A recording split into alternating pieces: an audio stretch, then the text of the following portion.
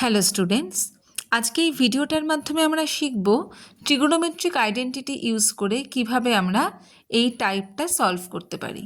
টাইপটা কি? Sine x plus cos x আর sine x minus cos এক্সের মধ্যে যে কোনো একটা গিভেন আর একটা ফাইন্ড করতে হবে।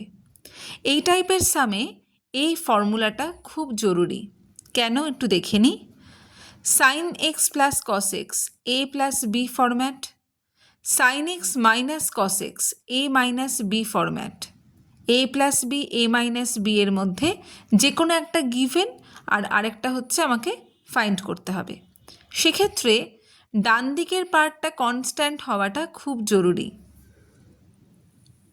এখানে যদি আমরা এ কে সাইন এক্স আর বি কে কস এক্স দিয়ে রিপ্লেস করি, দেখে নাও a plus b whole square plus a minus b whole square equals to 2 whole into a square plus b square, যেখানে sine square x plus cos square এক্সের value হচ্ছে 1, তার মানে এটা শুধু 2 হয়ে যাচ্ছে।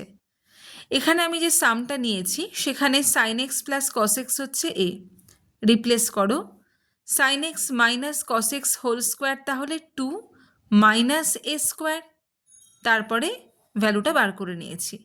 এবার যদি এখানে sine x minus cos x দেওয়া থাকতো, প্লাসটাকে বার করতে বলতো, আমরা কি করতাম?